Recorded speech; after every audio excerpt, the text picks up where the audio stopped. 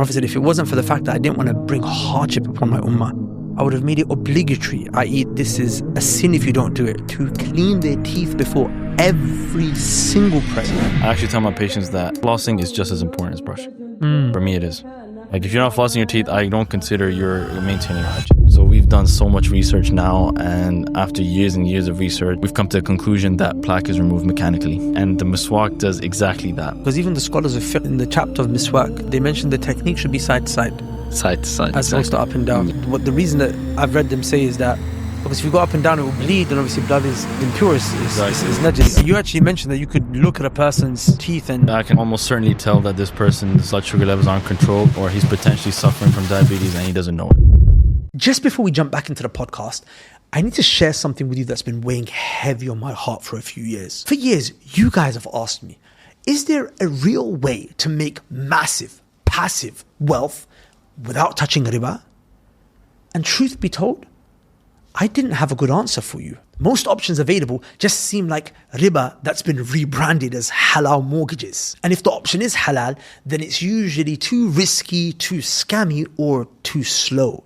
And then I came across Brother Sam Amin, who has $100 million of Muslim investor money invested in real estate. And this blew my mind. Here we have a guy who's helping people become multimillionaires through investing in real estate without riba. When I heard about it, I didn't jump on the opportunity straight away. I actually investigated it, and I observed the brother for over a year. I met his investors that have made millions on the back of investing with him.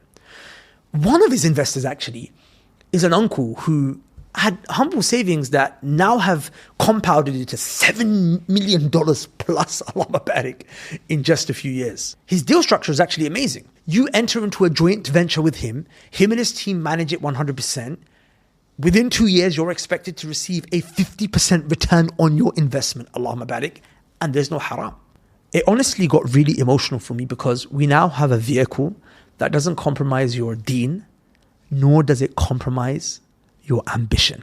So that's why I felt compelled to share this good news with you. So look, if you're serious about wealth creation and you have at least $100,000 liquid ready to invest and deploy within 30 days, and you want your money to move, you want it to multiply without any haram, then Sam's newest development project here in Dubai might just be your ticket to generational wealth. Now, if this appeals to you, it's important that you know that over $5 million has already been committed to this fund. And this round is going to be closing very soon, inshallah. I've placed the link to apply to invest in his fund in the description of this video below. Alhamdulillah, this opportunity is real, and so is the window. With that said, let's get back into the podcast. Alhamdulillah, wassalatu wassalamu ala rasulillah, amma ba'd, assalamu alaikum wa rahmatullahi wa barakatuh. Guys, welcome back to another episode of the Righteous and Rich podcast. Today I have Dr. Bilal with me. Assalamu alaikum. Assalam. Thank you so much for having me. Well, it's an absolute pleasure, man. So, some people might be surprised, but I've got a dentist here today. And, I just want to give some context as to why. Sure. So, look, the religion of Islam is a very holistic religion. And there's a statement of one of the Sahaba of the Prophet. They said that the Messenger of Allah, he didn't leave us with anything. Even he didn't leave us with lacking any information, to the point where he ﷺ told us about the birds that flap their wings in the sky. He told us how to use the washroom, how to clean ourselves. And a big thing that this religion really emphasized on was actually dental care. SubhanAllah. Yeah. It's massive. There's a hadith of the Prophet where the Prophet said, لولا أن أشق على أمتي لأمرتهم بالسواك عند كل صلاة. The Prophet said, if it wasn't for the fact that I didn't want to bring hardship upon my ummah, I would have made it obligatory, i.e. this is a sin if you don't do it. I would have made it obligatory for them to clean their teeth before every single prayer. SubhanAllah. Wow. Yeah, this was 1400 years ago. 1400 years ago, right? Amazing. So, look, in my life, I've had dental issues. I've seen people that really struggle with it as well. There's the element of pain. Mm-hmm. And I can see why the religion had so much mercy towards, Allah had mercy towards the slaves by telling them, look, take care of this because this is going to be painful if you don't fix it. But also from the angle of just like bad breath, it's such a big thing, in our religion. We really need to be clean and not harm people with our breath. We'll talk about this in a bit of depth. But Dr. Bilal, I was really amazed with you and your level of knowledge and your depth of understanding when it came to this field. Obviously, I came to visit you at Truly Dental Clinic in Dubai Healthcare City. We'll put the link to below and everyone come and check you out, inshallah. But the reason why you really stood out to me, apart from your genuineness and your care and concern, it's actually because I was actually analyzing from the moment I stepped in, because a friend of mine who recently just left dental practice said to me, dentists are the most depressed people in the world. Apparently, like the highest suicide rate is amongst dentists or something. And I was just like, wait, I'm just trying to see, is he depressed? Does he want to kill himself? Allah protect you. And you seem like you enjoyed it. Yeah. So I was like, you know what? This is a guy that we can actually trust in, because he's not just doing it for a paycheck. He enjoys this. MashaAllah. Thank you so much. So it's a pleasure to have you here. Jazakallah khair, Imran Bhai. Thank you so much.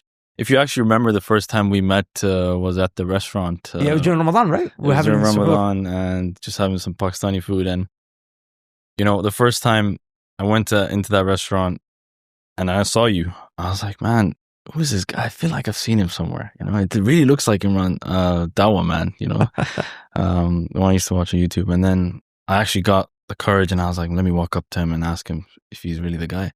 And it turned out you were, and then we took a photo. And then at that time, you mentioned that I've got a little root canal over here. I've got some issues with my teeth. I really need to get that checked out. And then obviously months passed by, and then you got really busy.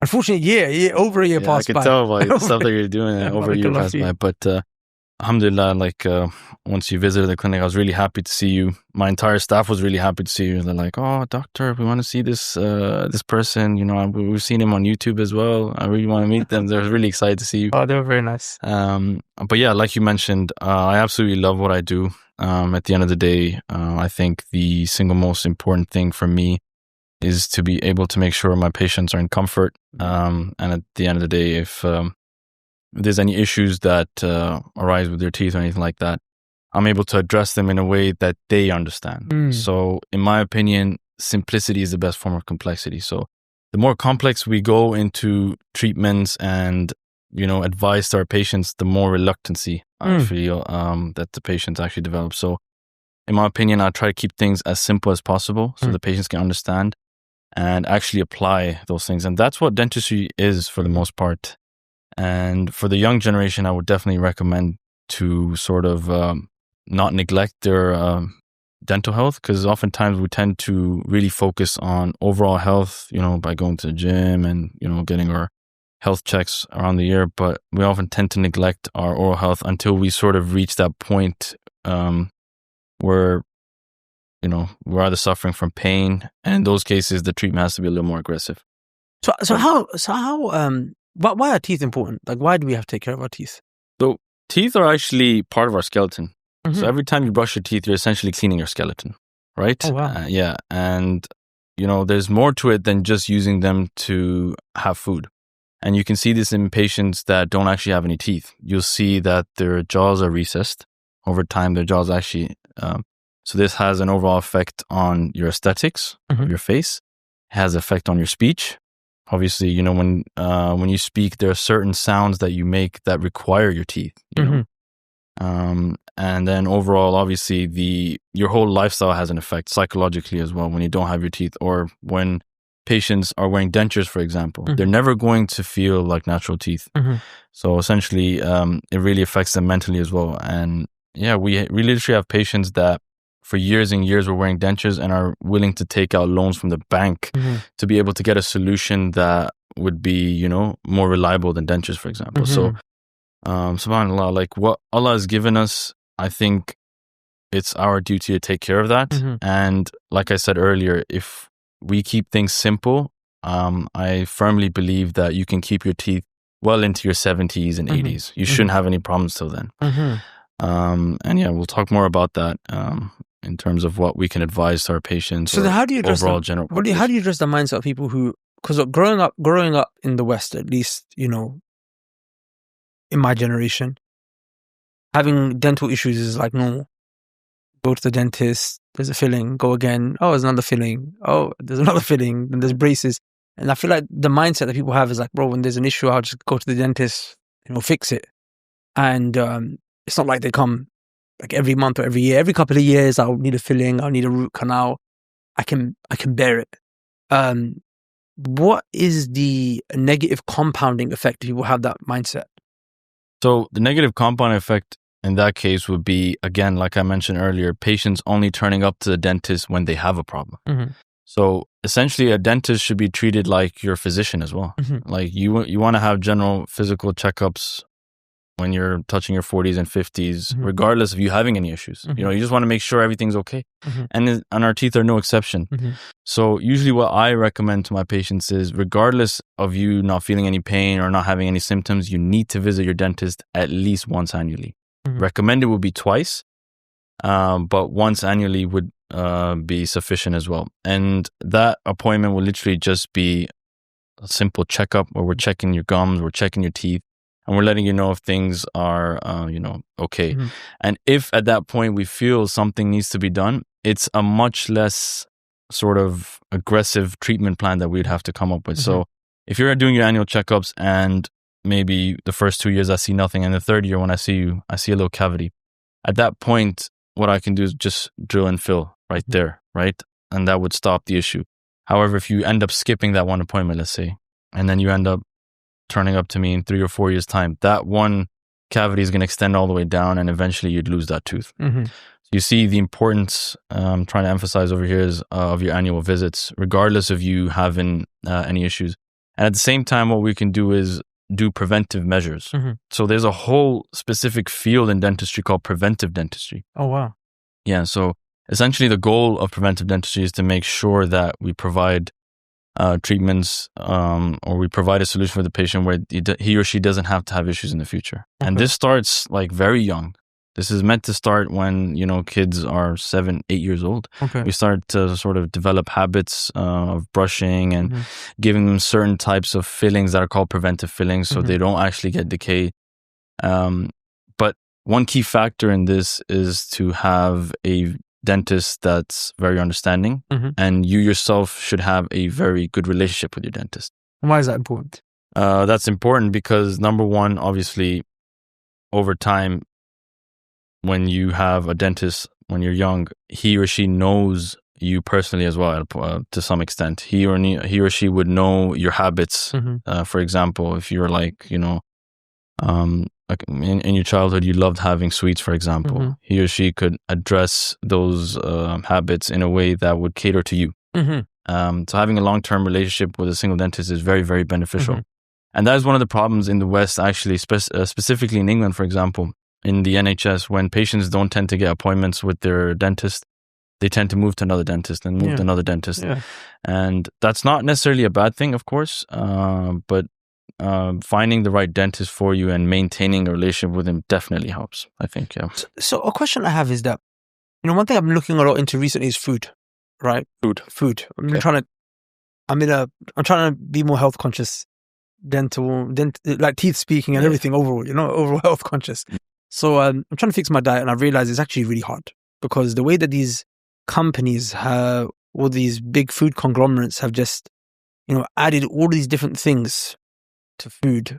Stuff that you think is healthy is actually just filled with salt and sugar and fat and chemicals and all this crazy stuff. Absolutely. And it's just so hard to avoid. Like, you have to really go above and beyond. There's so much friction in trying to actually be healthy. And it's affecting us. It's causing cancer, it's causing all of these things. Absolutely. Likewise, due to the nature of the world nowadays and the lifestyles that we have and the habits that we have, is it harder to take care of our teeth? Are there things that are working against us? Like, for example, these phones work against us, right? They're constantly just hooking us in. And like recently, I've had to just delete my whole home screen. This is my home screen right now. I've had to remove all my apps. The dopamine release. Right. Exactly. Because scrolling effect. Right. It's too strong. It's too strong. So it's like you have to go above and beyond. Is it like that as well also for dentistry? Absolutely. I think, again, dentistry and our teeth are no exception to this. The diets that we have in today's day and age, they definitely are a lot more destructive in terms of oral health, especially for the younger generation. They hop onto these really...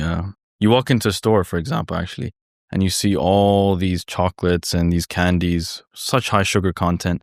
And that's the number one cause of concern for tooth decay. It's sucrose, sugar. So this is not a myth. This is true. No, it's absolutely true. Oh, okay. Yeah, that's the number one cause of tooth decay is having a high sugar diet. And then obviously genetics would play a role as well. But high sugar diet and not brushing your teeth would probably be at the top.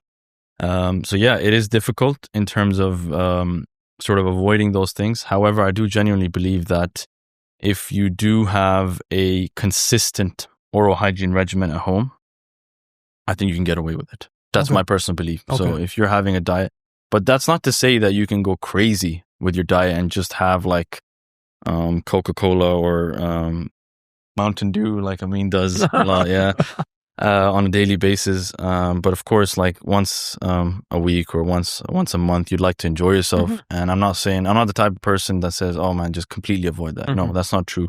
If you have a consistent and a simple oral hygiene regimen that you can sort of maintain in the long term, you should be able to avoid tooth decay as a whole. What on earth is going on here? How are these young brothers making life-changing money with zero business experience in just 3 to 6 months?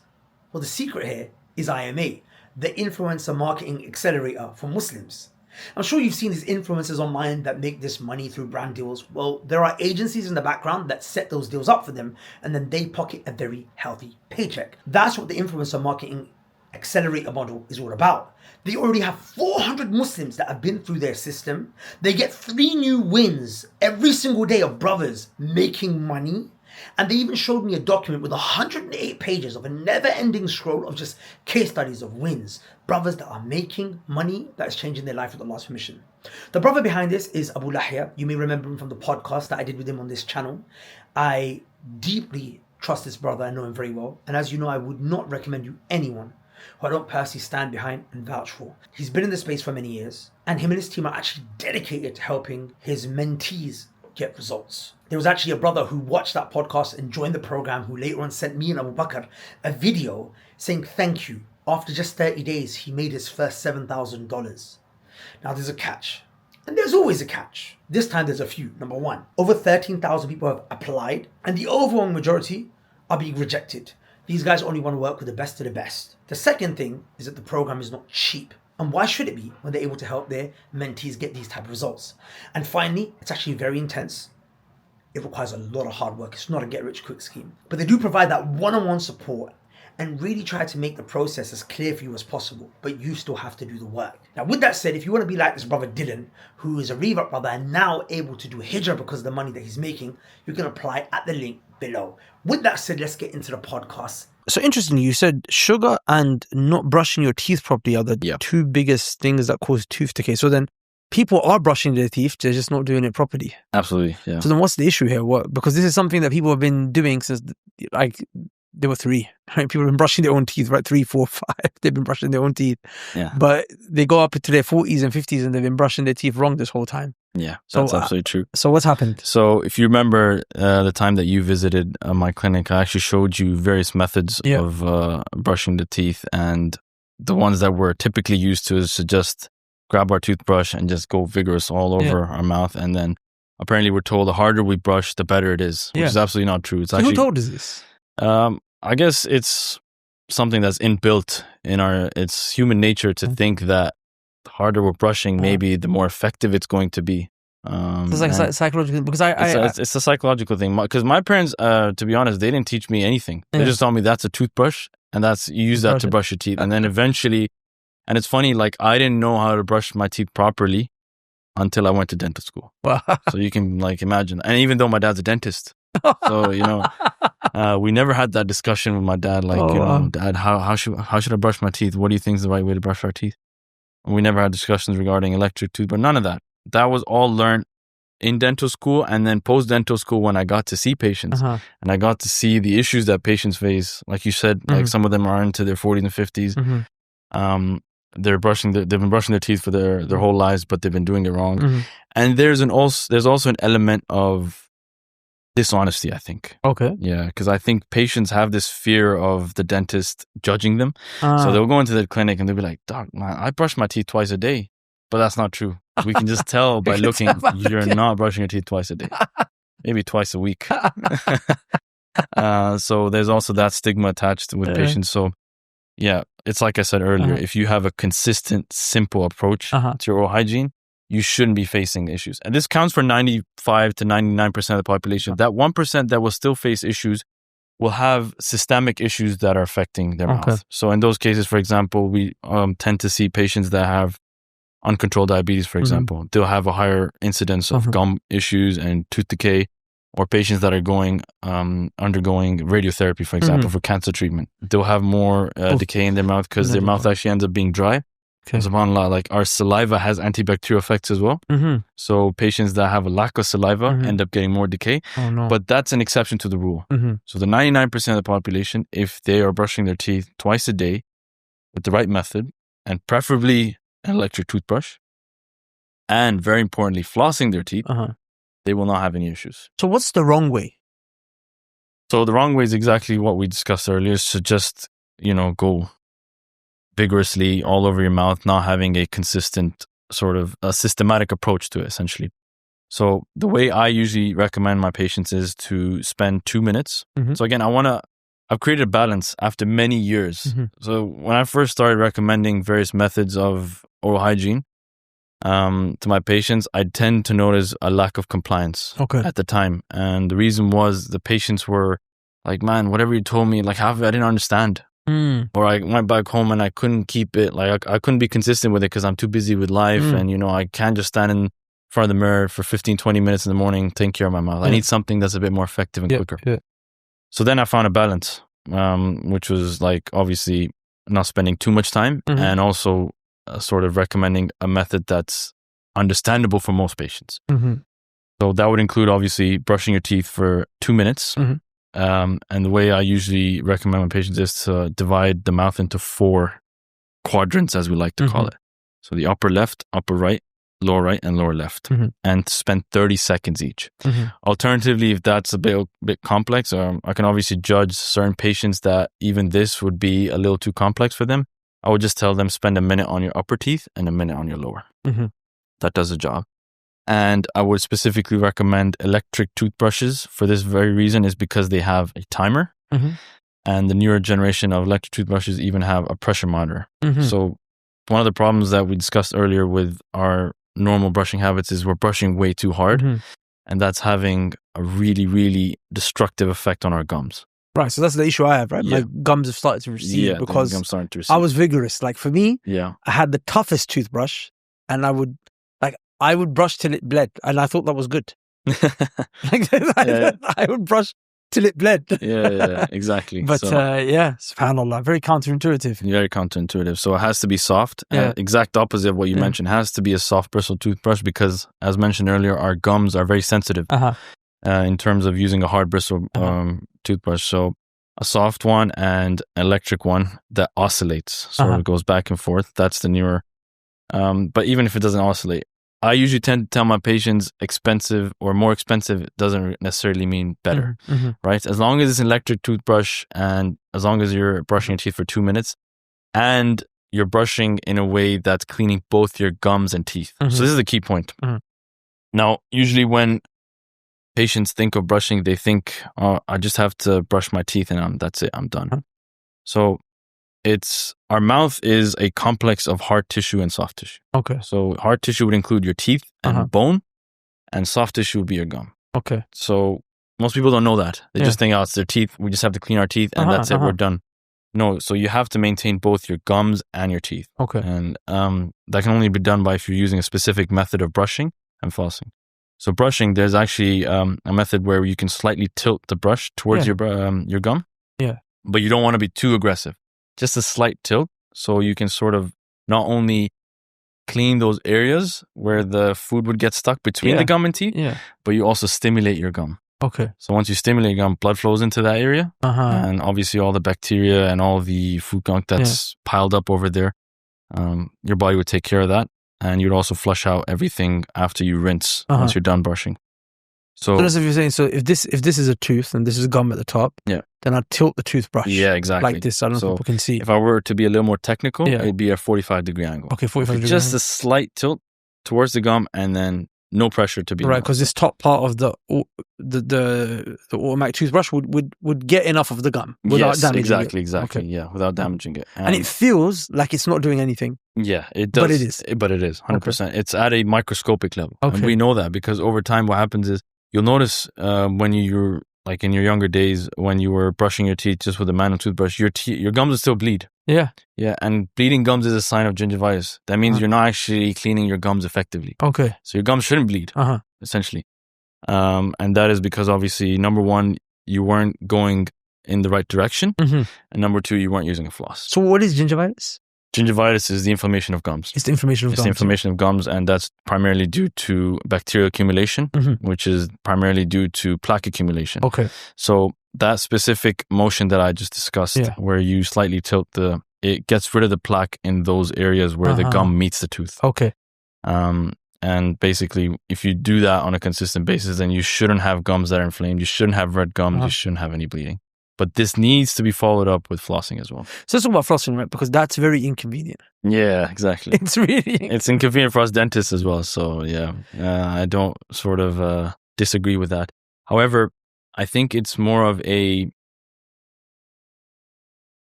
sort of matter of developing a habit. So I personally didn't floss until very late as well. Or at least I didn't consistently floss until very late. But then I sort of, like I said, I developed a very strict and a very simple, consistent oral hygiene regimen. So I'm able to follow that without having any sort of detrimental effects. Very good. To my life. So what I tend to usually tell my patients is I will start off with recommending the regular threaded floss. So you see those ones that come in like a tiny box. Yeah. It's got like 50 meters of floss. Yeah. And I will explain the specific techniques to these patients as well. However, if I notice that the patient is not compliant, as in not flossing, and I'll find out in the follow-up appointment, I'll be like, man, your gums are still bleeding. Are you still flossing? They'll be like, no, not really, this, that, and the other. Then I would recommend using a water floss.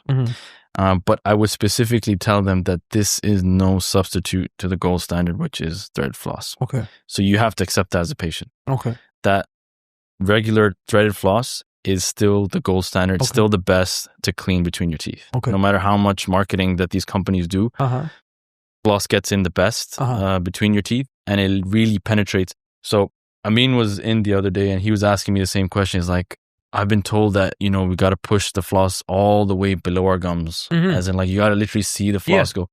And that's exactly true. That's the proper way of blushing. You need, flossing. You need to actually penetrate all the way deep into that sulcus. We call it the sulcus. Because that's essentially where the brush doesn't go. So no matter how good your brushing technique is or how good your ultrasonic brusher or whatever, how much ever you spent on the brush, it's never going to get in that spot unless it's something like a floss where it's sort of thin and it's rigid. As in go in there and you can nicely get rid of that. With the flossing, right? So one thing that I always kind of used to worry about was when I'm doing that, I'm like, wait, I don't know, just felt like let's just say I've removed some stuff that's stuck between the gum and the tooth here. Then I'm gonna take that out and put it between another tooth. I'm not just transferring dirt from one place to another. So this actually comes down to your dentist informing you the right technique. So a lot of patients come up to me like, I floss my teeth. I was like, what do you floss with? They're like, I use floss picks. So you've probably seen what a floss pick looks like. It's like a tiny thread. Yeah. And it's a pick on the other end. Yeah. Now that does exactly what you just mentioned. Yeah. So they put it in one spot, clean it up, and then pull it out, and all that plaque that they've removed from that specific spot, they'll just transfer it to the next one. That's crazy. So why are they selling this stuff? Well, obviously, it has some degree of effectiveness. It's still better than not flossing. But like I said, the gold standard will always be flossing with a regular thread. So with the regular thread, what we recommend is to take enough thread that once you're done cleaning a specific spot with one region, you can sort of unloop and loop so that you move to a clean spot. Okay. And then you move to the next one. And this is where the compliance issue comes. Patients are like, that's too complex for me. But obviously, in the long run, it's very, very, very important. I actually tell my patients, sorry. No, please. Just... I actually tell my patients that flossing is just as important as brushing. For me, it is. Like, if you're not flossing your teeth, I don't consider you're maintaining your hygiene. So, is it okay for someone who's struggling to basically comply to maybe to floss like twice a week at that to that level if they're not flossing at all? Well, yeah. My point is, does it have to be every day? It has to be every day in terms of having the optimal effect. Okay. So, of course, it would be better than not flossing at all, but you would still face issues in terms of bleeding gums because it adds up. It's a compounding effect. So if you're doing it twice a week, that's 5 days that you're not flossing. And then in 2 weeks' time, that's 10 days you're not flossing. So it's like a compounding effect. And in 2 days, in those 5 days, you'll have a lot of buildup, enough buildup to actually have bleeding gums again. And then what's going to happen is after those 5 days, when you start flossing again, you're going to start bleeding. And then you're going to be like, man, flossing doesn't work. So I'm not going to do it. So it's actually counterintuitive, in my opinion, to do it twice a week. You either do it consistently to see the effects, meaning every single day, or, you're most likely not going to do it at all because you just won't see the actual benefits unless you're doing it every single day. Yeah. Okay. I have a question for you. So I have a friend of mine who, he went to Umrah and he said, I'm going to use the Miswak, and I'm going to use it for 2 weeks and 2 weeks only. He came back and, he was just covering his mouth. I was like, what's wrong with you? And he moved his hand from his mouth and then he breathed on me and it was stench, like halitosis. Yeah. What was it called? Halitosis. It's called halitosis? Halitosis, that's the scientific term for it. Halitosis. Halitosis. It smelled like something from that direction as well. Okay. But then I was like, bro, what happened to you? And showed me his teeth and he just, I don't know what it was, but it looked like plaque accumulation. Yeah. I was like, bro, how the hell does this happen? Because I've been just using my Miswak. I was, trying to do the sunnah and spent 2 weeks just with the Miswak. I didn't use a toothbrush. I was like, bro, I don't get it. That doesn't add up for me. Like, you're using the Miswak and your teeth, like, it's supposed to be clean. He ended up going to the dentist and the dentist had like drill through the plaque or something crazy like that. Okay. I remember ever since that day, I was like, you know what? There's a technique to this, which I probably don't know. And that's why I don't use the Miswak as much as I should. What is the correct technique? Because I find a lot of people that do use it. They, I feel like people don't know how to use this Miswak thing, if I'm honest. Okay. So, subhanAllah, like, first, the fact that you mentioned Miswak, you know how we've been discussing that plaque is the number one cause of problems. It's funny that toothpaste actually don't do any good in terms of removing plaque. It's the mechanical action that removes the plaque of brushing. So you could actually literally brush without toothpaste and you'd still be more effective in cleaning your teeth than using with a toothpaste with. Is it more effective? Or no, it won't be more effective. It will be just as effective. So the removal of plaque has to be a physical or a mechanical sort of element has to be there. It's not. It can't just be. So if you just leave toothpaste on your teeth, for example, it won't do any good. Okay, so it has to be mechanically. What's the benefit of toothpaste? Fluoride.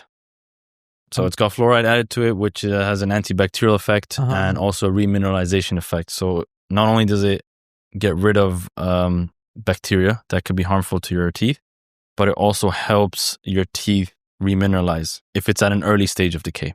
Okay.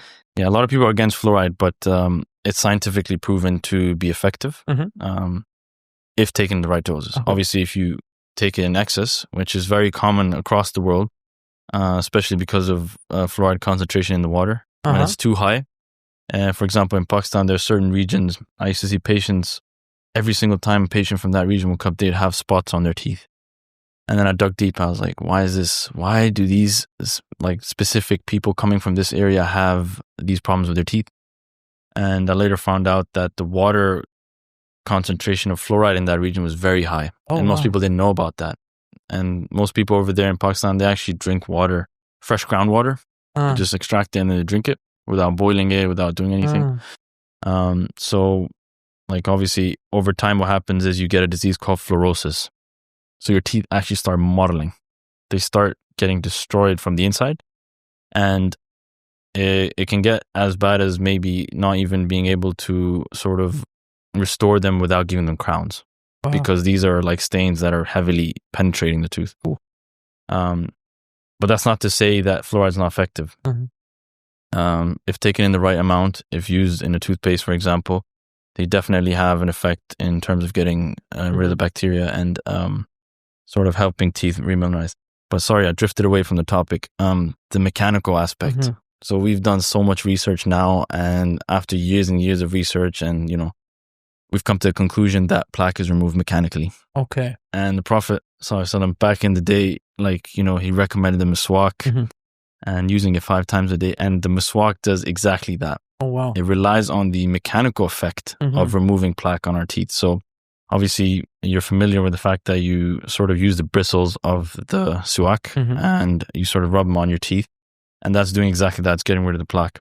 Now, the problem usually occurs when people sort of neglect the fact that there is soft tissue in our mouths as well, or gum. So as discussed earlier, we have a soft tissue complex and a hard tissue complex in our mouths. So when patients tend to think that I can just go with the same force towards my gums as well and it won't really cause a problem, that's where the problem actually occurs. Okay. So when you're using the Miswak and you push towards your gum, the bristles of Miswak are actually really hard. Okay. So you have to be very careful in terms of applying the right force on your teeth as well and on your gums. So what happens is patients start vigorously wiping their teeth and neglecting the fact that they're pushing towards their gum. And essentially what happens is over time, that gum starts to recede. Okay. Because you've sort of worn it out. It's the same concept with brushing too hard. You see certain patients like yourself, you mentioned you used to brush too hard and you basically wore out your gums. It's the exact same concept with those patients as well, with those people as well that use the Miswak way too vigorously. And essentially they get to the point where the gums start to recede. And it's interesting because even the scholars of fiqh, when they, in the chapter of Miswak, they talk about, they mention the technique should be side to side. Side to side. As opposed to up and down. Yeah. And I don't know if they're mentioning it from a scientific perspective, but what the reason that I've read them say is that because if you go up and down, it will bleed, and obviously blood is impure, is najis. So exactly. So then they say to go left to right. So that's a technique, is side to side. Left and right. That would be a much better technique in terms of using so, and also being careful of the force that you apply. So your teeth can also essentially start to abrade, or the surface of your teeth. It's quite strong, the enamel. But certain people, obviously, with the frequency that we use in Miswak, which is obviously 5 to 6 times a day, you have to be very careful in terms of force you apply. Because regularly, if you brush your teeth twice a day, that's usually sufficient. So if you're using the Miswak 5 times a day, you have to be very, very gentle as to not apply too much force and start wearing out your teeth as well. So in terms of cleaning it, do you clean it after one usage, or do you just chop it off? Like, what's the recommended thing would be to chop it off after one use? Yeah, after one use, because all that plaque that you got rid of on the first after the first use, it'll sort of stay there. You could also wash it, but it would be more effective to cut it off and use the next portion.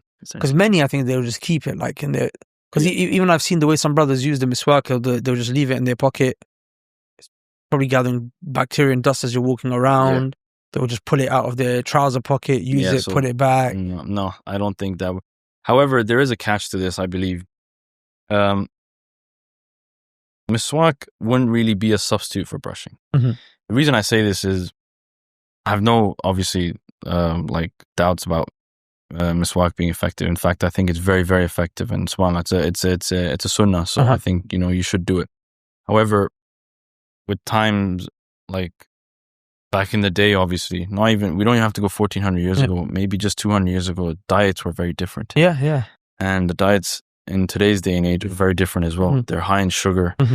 And as mentioned earlier, toothpastes and brush, like obviously the toothbrush that we use, are more effective in going deep in those areas where food can accumulate because the food's softer, so it would obviously stay in your mouth, and it'd be so for example, for kids, they'd be eating a lot more jellies, which are sticky, and they stay in your mouth.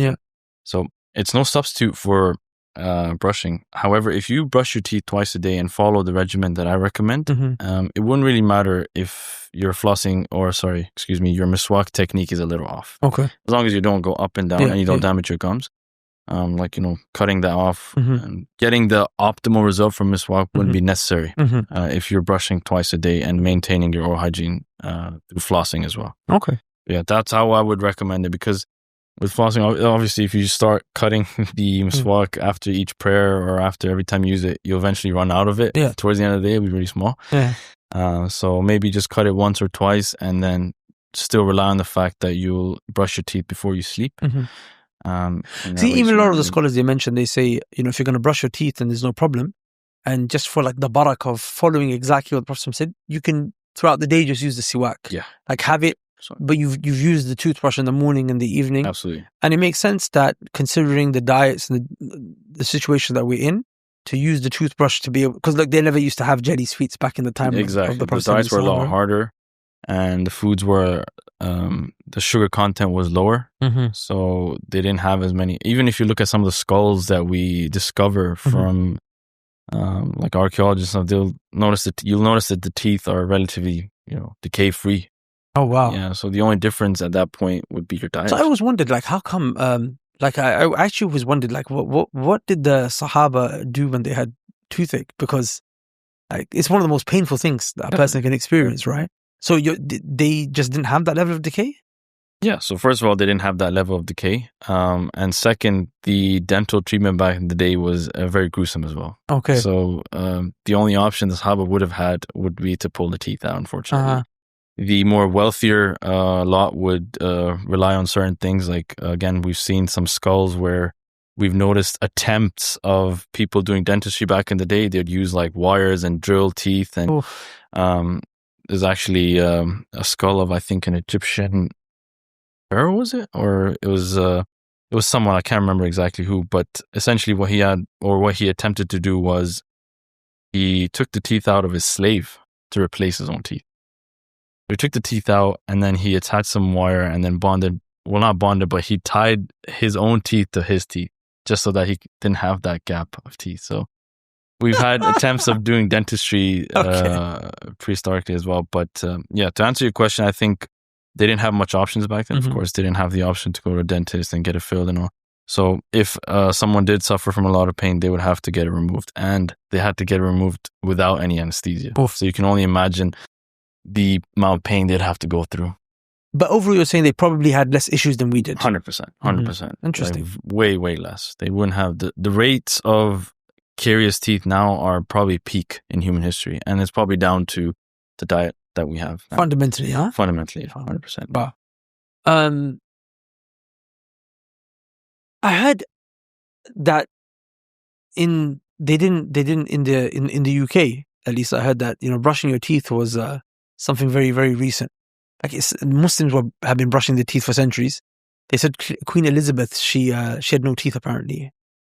Historically, do you know anything about this? No, I haven't really heard about this. I think dental hygiene is a pretty new thing in the West. Yeah, I obviously brushing and using a toothpaste, these were only things that were discovered in like a century ago. Yeah, so prehistorically, there were, like I said, attempts to do dentistry and clean your mouth. And alhamdulillah, as Muslims, we are always using the miswak. So there's various methods of doing it. But the modern concept of using toothpaste and flossing and all that, this is relatively new. It's like 50 or 60 years old. Okay. Yeah. Interesting. All this research has been done in the last 5 or 6 decades. So a question I have for you is that there's a hadith where it's in Al-Bukhari, Muslim, the Sahabi said that the Prophet ﷺ was cleaning actually the back of his tongue to the point where the Sahabi heard the Prophet make the sound, when you're cleaning deep. So explain to us a bit about this. How do you clean your tongue? What's the process? Absolutely. So I think, again, subhanAllah, like the fact that he was doing that 1400 years ago, and now again, we have so much research into using tongue scrapers, for example. There's an actual tool called a tongue scraper now, because our tongue also tends to have a coating on top of it through the day, where it sort of accumulates a lot of bacteria that especially causes halitosis. So a lot of patients that suffer from bad breath, for example, their teeth might be fine, their gums might be fine, but they'll still be like, doc, my breath, I still feel like there's an issue. So it'll probably be their tongue. They're not, doing the right hygiene for their tongue. So again, usually you'll see most manual toothbrushes actually come with a harder end on the other side, on the flip side of where the bristles are. Yes. So you can just sort of use it in the same manner. I used to use that before I got electric toothbrush. So so it's not really a case for every single patient, or it's not really a case where if you do not scrape your tongue, that you'll actually be facing issues. Fundamentally, it's still the teeth and gums that need to be taken care of. You can still sort of neglect your sort of tongue hygiene, if you will, and still get away with not having any issues in your mouth. But if you do face issues with bad breath or anything like that, it'd be worth sort of getting a tongue scraper, for example, and scraping your tongue. So what is the thing that causes bad breath? Fundamentally, is this bacteria? Yeah, it's bacteria, and it's the accumulation of bacteria between our gums primarily, actually. So people who don't tend to use floss, they actually have an issue. The most I've seen people suffer from halitosis are people that don't floss. So essentially what happens is, as we discussed earlier, those regions of the gum where the brush can't reach. So what happens is bacteria accumulates in those regions. And over time, what happens is that bacteria actually gives off that foul odor. So essentially, it's just a matter of flossing and using a mouthwash if it's gone to an extent where it's really bothering you. Mouthwash is a whole different topic as well, actually. We're going to come to mouthwash. I'm going to ask you about that as well. So the 99% of patients suffering from halitosis, if they start flossing their teeth, or having a nice regimen where they use floss or maybe like a water flosser, they won't have bad breath. I just want to emphasize this point as well from like a deen perspective, because this religion puts so much emphasis on having good breath. Like the Prophet ﷺ told Sahaba not to come to pray in the masjid. If you've had onion. Yeah, if you've got onion breath or garlic breath, because it harms the angels. The angels don't like that, and people don't like that as well. To the point where, there's a ghusl that's legislated for every public gathering. At least the Shafi'i, they mention, like even for Taraweeh, that you should, they have a principle in the Shafi'i method, which is that if there's a public gathering, do ghusl. The Prophet would do ghusl before Umrah, would do ghusl before he went into Mecca, ghusl on the day of Eid, do ghusl, on Jum'ah. Yep. There's so many different type of ikhtisalat, different, washes, so you don't smell. Right, like body-wise, but also mouth-wise. It's actually bad manners to stand before Allah in Salah or to recite the Quran and our breath is bad. Like as in you wouldn't meet a person with bad breath. You wouldn't go to meet a person and your breath is bad. You would, why would you stand in front of Allah, the King of Kings, with bad breath? Absolutely. So, this is something that's very important. Like there's actually a beautiful hadith, but the Prophet mentions that those at night when they pray their Salah, tahajjud prayer, the angels come and the angel put its mouth on your mouth at the time you're reciting the Quran, and the angels get harmed by bad breath, but they want to come and bring their mouth close to yours because the Quran is being recited on that mouth, and so on and so forth. So it's something that we should take very, very, very seriously. Like even the scholars who mentioned, and it's a very strong opinion, that praying in the masjid is obligatory. They said, but it's not allowed for the person. Like this is a fard that for those who say it's fard on every single person. It's a very strong view, but they say it's not allowed for the ones who got bad breath. Like go home, clean your teeth, bro, and come back. So something that we really have to take care of. And it's just really annoying when you're talking to people with bad breath, man. It is. Like it's really annoying. And I think also the fact that over time again, when you last came to get your checkup done as well, I put a lot of emphasis on the fact that your oral health is indicative of your general health as well. Yes. So I think everything in Islam that's mentioned in terms of maintaining your oral health, again, it goes back to the fact that, overall it's going to make you a better person as well. So a cleaner mouth just means you're in better shape and you're better health. We have concrete evidence now. There's certain conditions that are directly linked to systemic diseases. So if you have poor oral hygiene that leads to gingivitis and subsequently periodontitis, where the disease progresses to the bone of or surrounding your teeth, your diabetes could actually get a lot worse. Say, for example, you're a patient that's suffering from diabetes. If you don't take care of your oral health, your diabetes or your blood sugar levels get even worse. Oh, wow. So there's a direct relationship. And if your diabetes gets better, your oral health gets better. So it's a bi-directional relationship. Oh, wow. So if your oral health's bad, it's going to make your diabetes worse. And if it's good, it could actually make it better. Are there any other diseases that it's connected to as well? Primarily, there's a lot of focus on type 2 diabetes. But for the most part, that this is one disease that has a lot of emphasis on oral health. There are other diseases as well that may potentially affect your oral health, but they do not have a bi-directional relationship. Okay. So diabetes is one disease that it's specific to being bi-directional, as in it could get worse or better depending on your oral health. That's very deep. You actually mentioned that you could look at a person's teeth and see what their health is. I can almost certainly tell that this person's blood sugar levels aren't controlled, or he's potentially suffering from diabetes and he doesn't know it, because his gums will be really inflamed and bleeding, and he'll have a lot of loose teeth, as in his teeth are suffering from periodontal disease.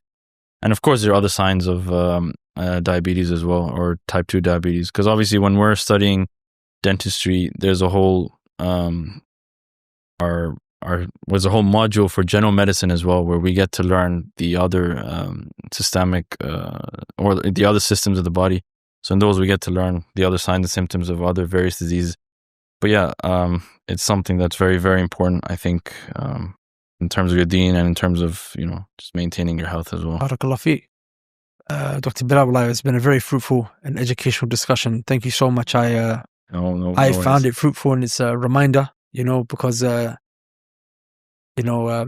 we've neglected these things for so long, and a part of me wants to feel sorry for myself and be like, well, we were never really educated on this stuff properly. But at the same time, we have to take responsibility. Absolutely. Because we've been to the dentist enough times on the back of tooth pain and toothache to realize this is something that we don't really need anyone to now tell us about it. We should take it seriously. Absolutely. And I firmly believe it's never too late. And if any patient walks into me and it has, whatever condition he's in, I always want to be there to help him, regardless of what he's been through. Mm-hmm. So I don't have that sort of view that, why did you not take care of your teeth prior? Okay, you didn't. That's what's done is done. Let's see what we can do, how we can help you, and how you can get better. So obviously that's where all the communication becomes very important with your dentist. So that's what I sort of tend to focus on more. No, barakallah feek. I've never felt so welcomed and warmed with a dentist before. Thank you so much. Barakallah feek. Well, I ask Allah Azza wa Jalla to give you utmost success and allow you to carry on helping people. Thank you so much. You're doing a fantastic job and a fantastic service, for your patients. And hopefully this could be a reminder for our brothers and sisters to take their oral hygiene more seriously. Inshallah. I really hope from the conversations that we had today, it could help as many people as possible. And again, money's not the main objective. I want to help as many people as I can. You can always just reach out to me through Imran Bhai or whoever, and I'd be more than happy to help. No, barakallah feek. We'll put details below for anyone that, want to link to you. Absolutely. You might get people from around the world messaging you, but those who are here in the UAE, then absolutely. Truly Dental, in Dubai Healthcare Clinic. Yep. You might see me there. Of course, yeah. Barakallah feek. Thank you so much. Guys, with that said, subhanakallah wa bihamdik, ashhadu an la ilaha illa ant, astaghfiruka wa atubu ilayk. Assalamu alaikum wa rahmatullahi wa barakatuh. I need to share something with you that changed everything for me. Last year was one of the hardest years of my life. My health was at an all-time low. I had constant fatigue, brain fog, massive weight gain. My marriage, it was the hardest year of my married life. My business, I had setback after setback. Even my salah was suffering due to the lack of khushu' and my seeking knowledge.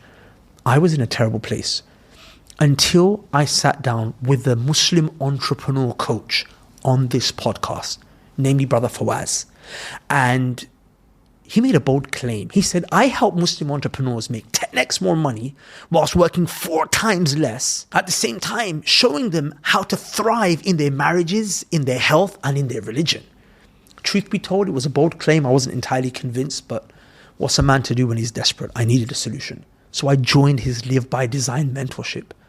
And I can swear to you by Allah, it changed everything for me with Allah's permission. I am now making more money than ever before. I am also working less. In fact, I work very few hours, but the Live by Design program has showed me how I can get a week's worth of work done in just a few hours every single day. I feel healthier than ever before. I'm turning up better than ever before. My family is happy with me. And my salah is back. And my seeking of knowledge is thriving with Allah's permission. And just to be clear, I'm not the only one. One of Fawaz's mentees on his program was making just 13K a month while struggling in his life. Just 6 months later is doing $500,000 a month. Allah Mabarak. So here's the truth. If you're a Muslim entrepreneur that's making at least 100K every year, but you know that you're operating far from your actual potential and these other areas of your life that are very important are struggling, then Fawaz's Live by Design mentorship might just be the thing for you. But please be warned, it's not easy, nor is it cheap. But if you're ready to live a life that you design with Allah's permission, then check out the link below in the description of this video. This is the program that changed my life with Allah's permission. And it might just change yours as well, inshallah.